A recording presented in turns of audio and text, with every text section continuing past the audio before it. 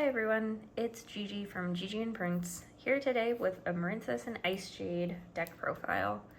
So I have a soft spot in my heart for these water decks, so I like to run a couple different kinds, and so this one's a little bit of an experiment for me. I still haven't really nailed the ratios, I think, but I'm just going to give you guys a snapshot into where I'm at now. So I'll kick it off with the Marincess part of the deck. So Marincess is a deck that I used to run like maybe last year. It was one of my favorites, but you know, I decided it needed a little bit of a facelift. So opening up, I have 3 Marincess Sea Horse. If you've watched any Marincess deck profiles before or played it yourself, you know that she is your 1-card combo to get you up into your Argonaut. And if you're playing the Marincess Bubble Heart, or yeah, the Crystal Heart, then you know that you can even get into your boss monster with total immunity, but more on that later. Short story, you want to see Sea Horse in your opening hand. Alternatively to Sea Horse, if you don't see her, it would be great to see Blue Tang. She helps, when she is link material, she helps you to maybe get an extra card off the top of your deck. She also sends any Marincess monster from deck to grave, so usually my target for her is Sea Horse, so I can get Sea Horse in the grave and get her in play in that sense. Aside from these two, the only other Marincess monster I play right now is Marincess Springirl, who I'm honestly thinking of cutting in favor of a couple of the other Marincess monsters, like maybe Pascalis, Basilima, or Sleepy Maiden. She's good in that you can deal some some easy burn damage when you use her as link material, and you can special summon her by banishing. But I don't know. I don't think she's my favorite in this deck. Next, well, this is it for Marincess monsters, so I'm gonna just go into Marincess spells and traps real quick. So I play 2 Marincess Battle Ocean. I think 2 is fine. Usually people can deal with 1, but not the next one. So I think 2 is great. This helps you amp up your link monsters. This also, if you do use the Crystal Heart line of play, makes your Marincess link monster that was made with it pretty much invincible, which again, very hard to deal with. It's gonna be challenging for an opponent to break that. You also, or in this deck, I also play 2 Marincess Dives. Here, I think that 2 might be excessive. It's easily recyclable, and you can, and like really you only need it 1 or 2 times through the game, so I think 1 or 2 should be, 2 might be a bit much, 1 might be a little bit better. And finally, I play 2 Marincess Waves. So this is the best Marincess trap I think that we have, which you can play from the hand if you control a Marincess Link 3 monster or higher, and as a monster negate. Pretty solid to have kind of in your back pocket when you have a good end board with a high Marincess Link monster who can also put up a little bit of a fight. So that's it for the Marincess. I'm about to get into the Icejade, so kicking it off, here is Icejade Aegirine. She's good for helping you search for an Icejade spell or trap. In this build, I don't play any traps, but she'll help you get into any of the spells that you might need at whatever point you're playing her. I play 3 Ran Aegirine. So Ran Aegirine has multiple uses. She can be the field spell if she's equipped. She also is a tuner that summons a token, so she lets you get into a water synchro 10. So targets like the boss monster that I play, which is Gymir Aegirine, or something like the Swordsoul boss monster are potential targets. But she is a 1-card synchro 10, which is great. Next, I have Icejade Tremora. You can use her to special summon a water monster from your hand, or banish her from the graveyard to special summon a different Icejade monster. I played 2 Kosmochlor. This is one that I think I don't need to play many of, maybe just 1, but she helps you to put a lock on your opponent, where if the Icejade field spell is on the field, monsters that your opponent controls can only activate their effects the turn they are summoned, and after that they cannot. So Kosmochlor is great if you do want to play that Icejade lock, which is one of the goals of this deck. So I play 2 of her, but I think I could knock her down to 1, honestly. And finally, for Icejade monsters, I play Aegirocassis. So I play this because he is also a level 7 tuner, but he can equip himself from the grave and then special summon himself to the field.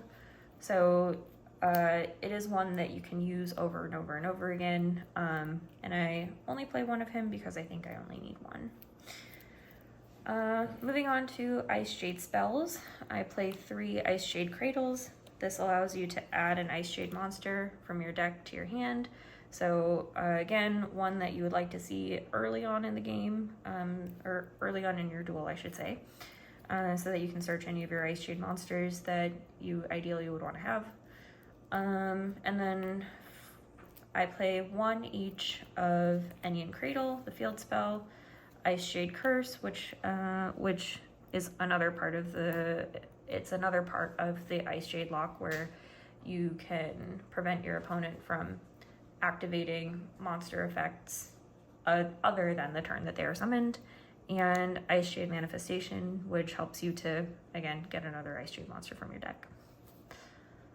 So that's it for the Icejade part of things. I'm going to move on to non-engine. So here I play 2 Ash Blossoms, 2 Ghost Bells, 1 Gameciel as interruptions. I play 3 Ice Barriers because this is a water deck and Ice Barrier is pretty clutch. I play Feather Duster for back row, Raigeki for some monsters, Call by the Grave if I encounter a hand trap on my turn. I play 1 Triple Tactics and then 2 Imperms. And that's pretty much it for the main deck. Move on to the extra deck.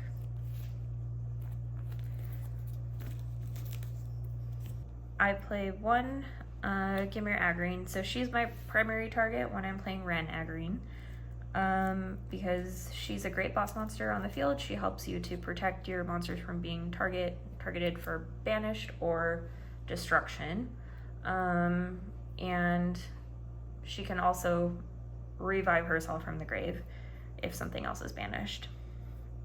I play 1 Swordsoul Supreme Sovereign Chengying. He is also a target for the Ran Aegirine line. He's just great to have. He's a big monster. He gets bigger for everything that's banished. He helps banish things, so he kind of feeds himself. It's pretty great. I play 1 Baronne De Fleur. So you can't get into this with Ran Aegirine, but you can with Aegirocassis if you have him and any of your other level 3s. And that's it for synchros. So I'm going to move on to the link side of things. So we have, for the Marincess line, I play 1 Blue Slug. She is part of the ladder. She helps you get back one of your Marincess monsters from your grave. I play Sea Angel. She searches a Marincess spell, so targets being Battle Ocean or Marincess Dive. I play 2 Coral Anemones. Coral Anemone is extra great in this deck for being able to recycle water monsters, and for being able to recycle a Marincess card when she's sent to the grave. I play 1 Crystal Heart. I do this because I do play the Marincess line in making an invincible boss monster whenever I can. I play 1 Coral Triangle. Coral Triangle helps you to search a trap, and if you do need it when she's in the grave and you have no monsters, you can special summon back from the grave link monsters that add up to 3 because she's a link 3. And then I play 1 Marbled Rock. She's kind of a backup plan. I think that if I make some room in my extra deck for other items. I think I could cut her, honestly, but she has some good attack and it's pretty solid on the board. I have Bubble Reef, so she's actually pretty synergistic with our Swordsoul boss monster in that she can banish once each standby phase and gain attack, and she can also kind of feed him as he, you know, continues to balloon. And finally, I play one Aqua Argonaut. So Aqua Argonaut is the Marincess boss monster, and if you can make her with a Crystal Heart, by all means do so when the field spell is out. She is a monster spell negate. If she's in the extra monster zone, she's the only thing that can be attacked. She gains a lot of attack off of Battle Ocean, and with some negates in hand and maybe even your Gymir Aegirine on the field, it's a pretty tough workaround. And then cherry on top of the links, obviously I'm going to play a Zealantis here.